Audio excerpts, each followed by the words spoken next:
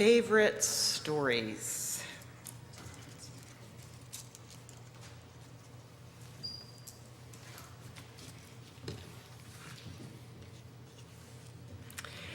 It was 6 men of Hindustan, to learning much inclined, who went to see the elephant, though all of them were blind, that each by observation might satisfy his mind.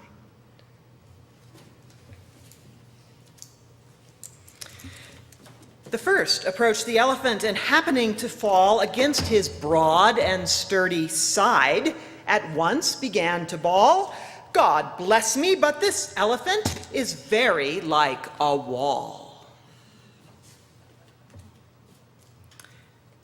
The second, feeling of the tusk, cried, "Oh, what have we here?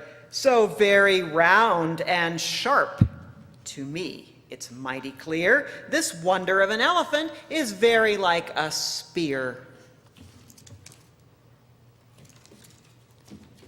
The third approached the animal, and happening to take the squirming trunk between his hands, thus boldly up and spake, "I see," quoth he, "the elephant is really like a snake."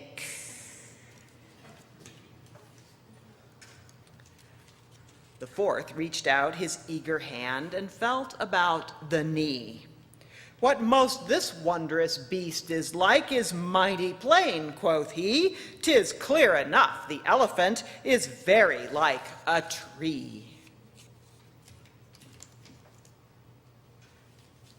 The fifth, who chanced to touch the ear, said, "E'en the blindest man can tell what this resembles most. Deny the fact who can. This marvel of an elephant is very like a fan." The sixth no sooner had begun about the beast to grope, when seizing on the swinging tail that fell beneath his scope, "I see," quoth he, "the elephant is really like a rope." And so those men of Hindustan disputed loud and long, each in his own opinion exceeding stiff and strong, though each was partly in the right, and all were in the wrong.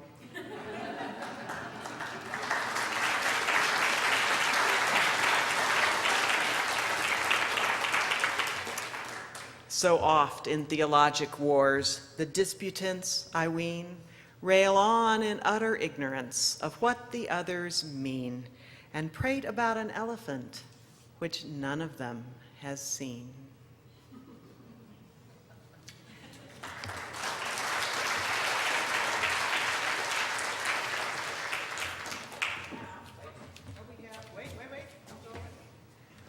Now we have our energy break. Another one about hands. So I'm going to sing it, and you're going to catch on, and you guys are going to do it. Sure. Right. Okay. It goes like this. You have to stand up. And you have to really do it. So it goes like this.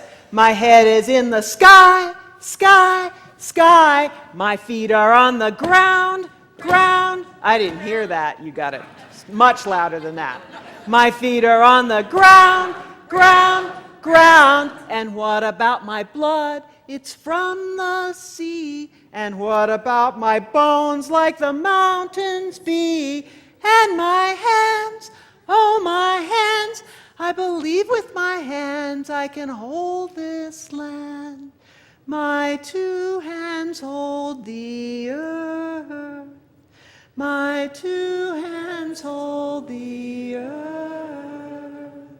My head is in the sky, sky, sky. My feet are on the ground, ground, ground. And what about my blood? It's from the sea. And what about my bones like the mountains be?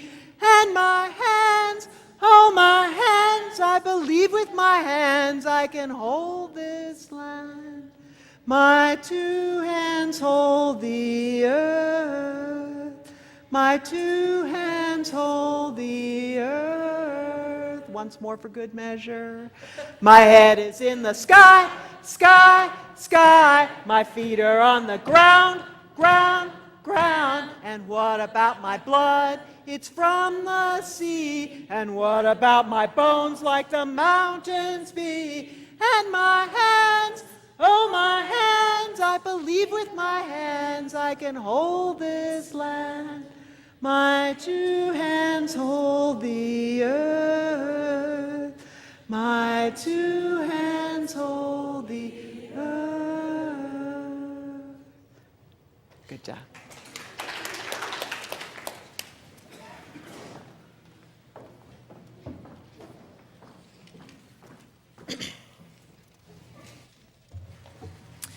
We are Unitarian Universalists, and this story is about the man who brought universalism to this country.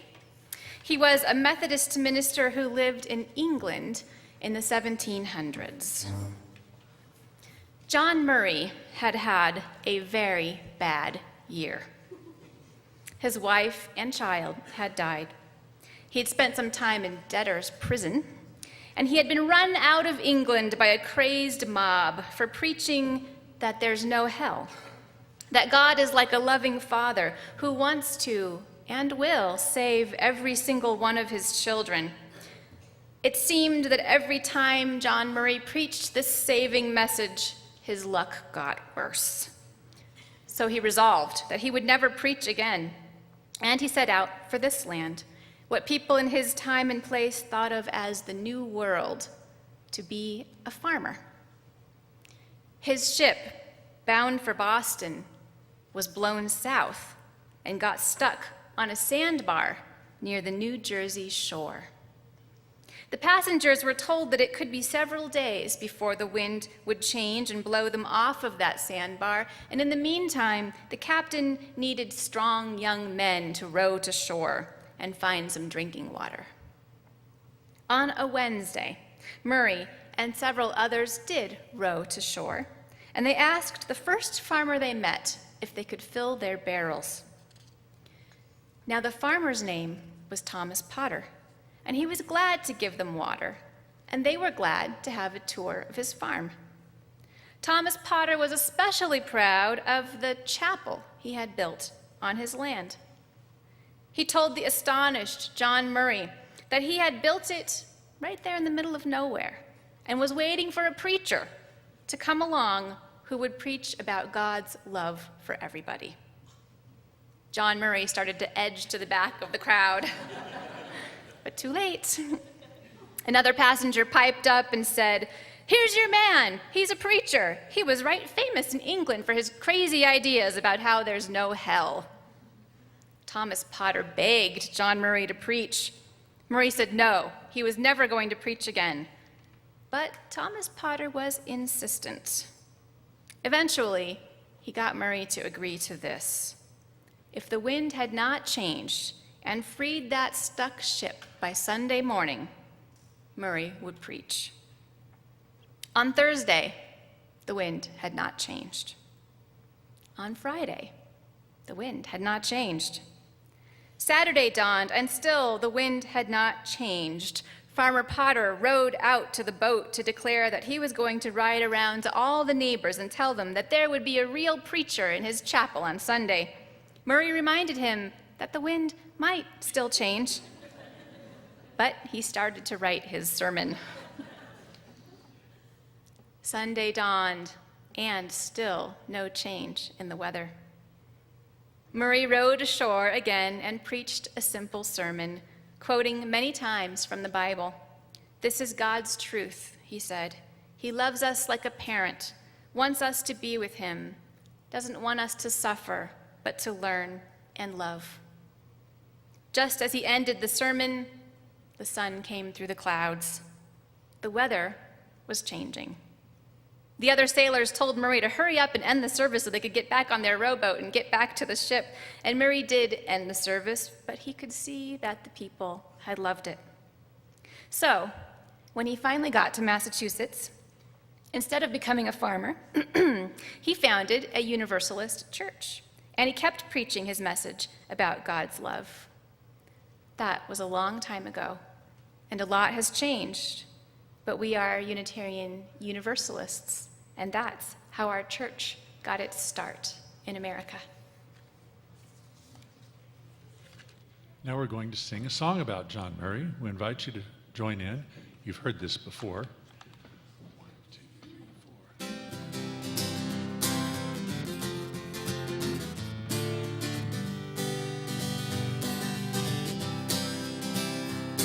John Murray sailed over the ocean. John Murray sailed over the sea. He loved his wife and his children. He was as sad as can be. Sail on, sail on, sail on, John Murray, sail on, sail on, sail on, sail on, sail on, John Murray, sail on. The ship he was on hit a sandbar. The wind would not let it go free.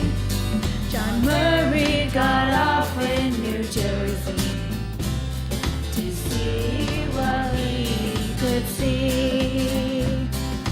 Sail on, sail on, sail on, John Murray, sail on, sail on, sail on, sail on, sail on, John Murray, sail on. On landing he met Thomas Harper, who owned his own church in a vale, and demanded that Murray preach for him. The wind would not let his ship sail. Preach on, preach on, preach on, John Murray, preach on, preach on, preach on, preach on, preach on, John Murray, preach on. The wind kept the ship on a sandbar. John Murray was true to his word. It was a sermon on godly forgiveness. Universalist preaching was heard. Preach on, preach on, preach on, John Murray, preach on, preach on, preach on, preach on, preach on, John Murray, preach on.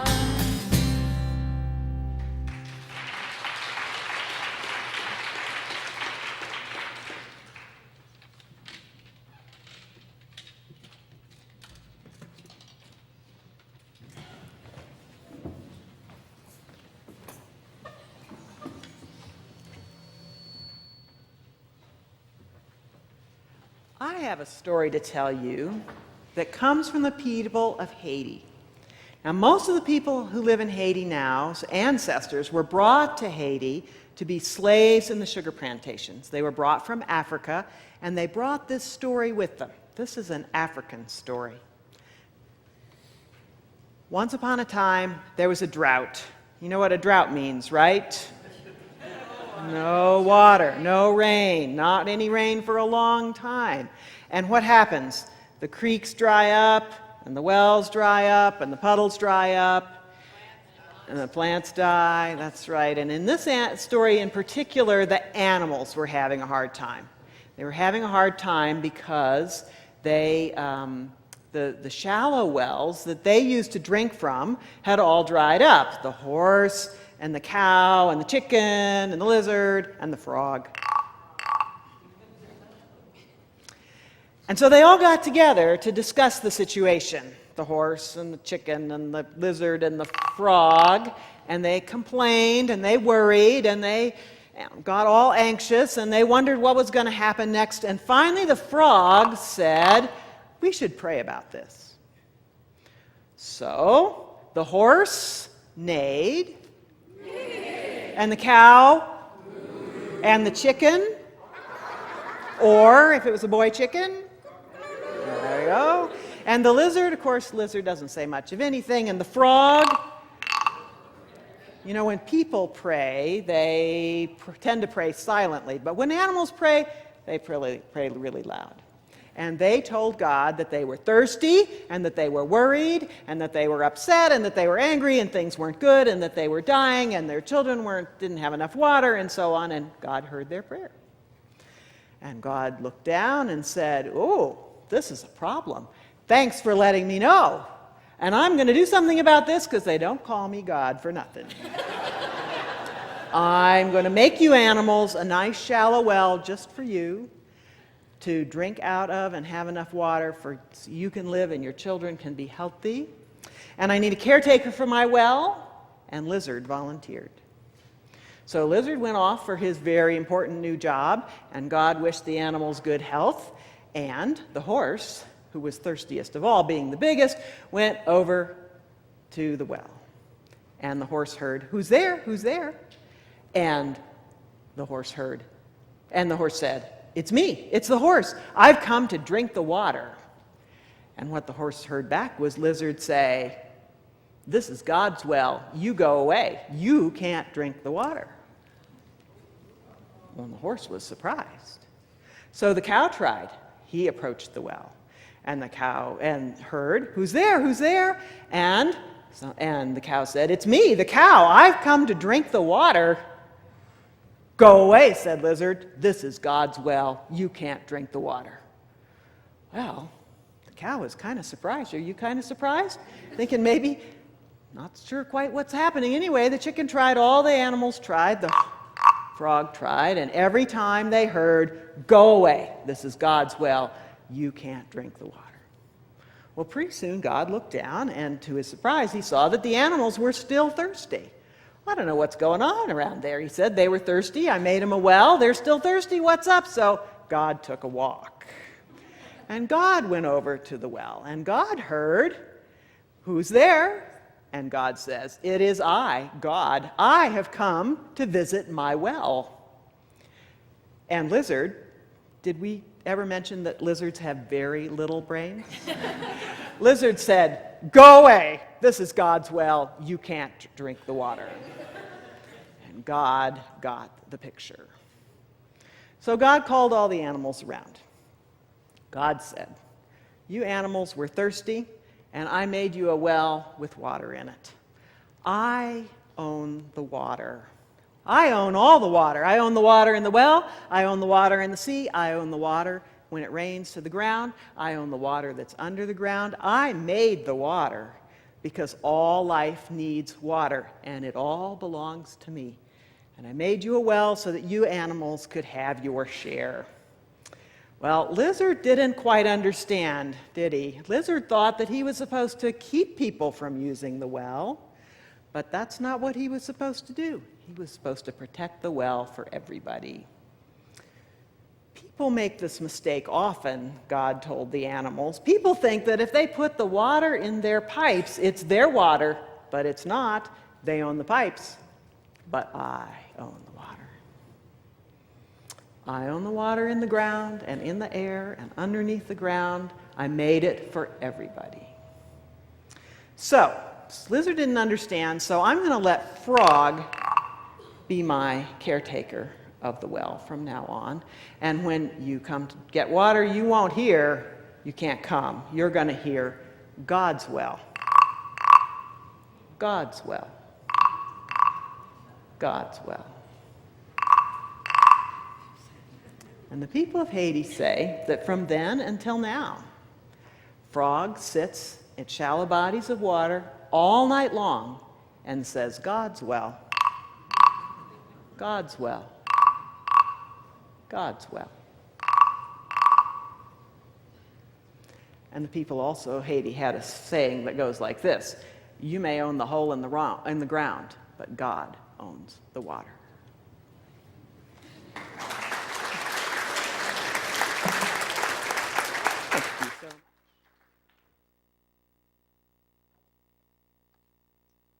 So, I am wondering now, who is the youngest person here who can tell me what the word accurate means? Who's been watching Spell? You are not the youngest person here. The youngest person here knows what the word accurate means. What do you think? Want to give it a try? No? You want to just tell me? No? Okay. Who's feeling brave and knows what the word accurate means? What did I see? All right. Here we go. Which one of you? Okay. Precise. Precise. That's a good. And so what does the word precise mean? Can you give me a few words to tell me? Sort of accurate. Yeah, thank you. What does that mean? The word precise or accurate. Right. It means right. Right. True. What else? Can anybody else tell me anything more about the word accurate? More? One more? Okay. You want to give a try? Good. Good. Okay. All right. Can something be good without being precise? Yes. Right. Because we think of ice cream, for instance, as good, or marshmallows, but they're not precise, are they? Somebody else want to give a try? Want to give a try? No? Okay. These are hard questions, aren't they? Defining words is very tricky. Correct. Correct. That's a good one. So one of the things when we say something is accurate, it usually means that we could all agree on something. So when I say that there are children in this room, we can all agree that that is true, and we mostly think it's good, and it's precise, right? And we're agreed on it. So usually we use the word accurate for things we can count or see or some other way all agree on as facts, rather than things that are beliefs or feelings which are a little squashier, right? Now, sometimes we use the word true to mean accurate, but right now we're going to use the word true to mean something else. Another meaning of the word true is wise or proper or good or real, but not necessarily accurate.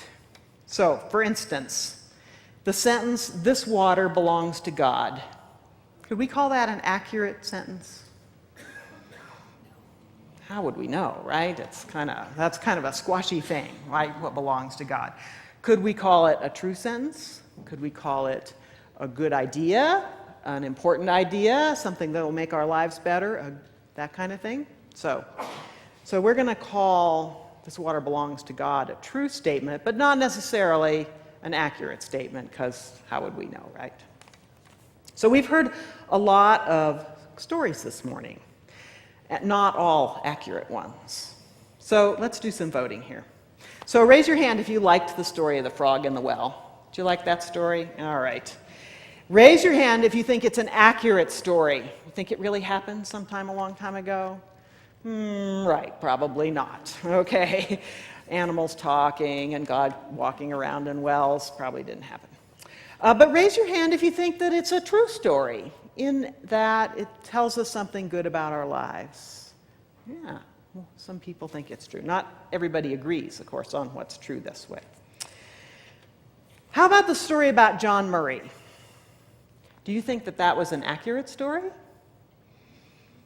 It was told as an accurate story, wasn't it? And actually, it does come from his diaries that were written quite a few years later. So one thing we know about people is that although our memories feel really true to us, they are actually not very accurate. Just ask any policeman who comes and gets this person's story and that person's story, and each one is absolutely sure that's what happened, but they couldn't both have happened, so sometimes somebody's not telling the truth on purpose, but oftentimes people really do not have accurate memories.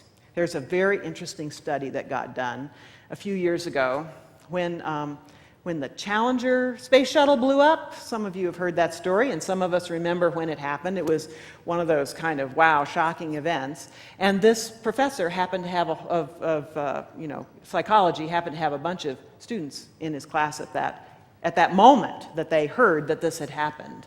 and that it interrupted the class. And so he got all the students in the class to write him a postcard that says, we heard that the Challenger blew up when I was in this class. And 25 years later, he contacted them all through the magic of Facebook and who knows what else, and alumni relations committees and so on. And he got lots of people, and he asked the question, where were you when the Challenger blew up? And only about 20% of them remembered that they were in his class at that time. But they did remember where they were, other places. They remembered being in restaurants, they remembered being at home, they remembered their mother telling them on the phone, they remembered all kinds of things, and they really remembered those things. But actually, the professor had had them sign these postcards saying they were in his class. So our memories are not very accurate. So we might say about the story about John Murray, it's a true story in that it reminds us of really important things about the history of our faith. Thomas Potter's chapel is real, by the way, it still stands. It's the part about the storm that's maybe a little fuzzy. But anyway, it's a good story that reminds us how important it is to be doing the things we're supposed to be doing in our lives. So we think of it as a true story, whether it's an accurate story, I don't know at all. So one of the ways that we can kind of decide whether we think stories are true or not when they're not accurate is ask them if they make us want to do good things and important things, like using our open minds and loving hearts and helping hands. And we're going to hear another story about helping hands, another song about helping hands right now. Already. You know this one now, so I invite you to rise in body or in voice, and let's sing My Own Two Hands again.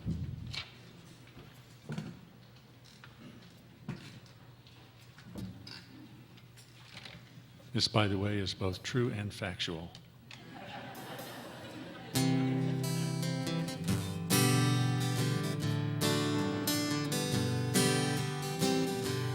I can change the world with my own two hands, make it a better place with my own two hands, make it a kinder place with my own two hands.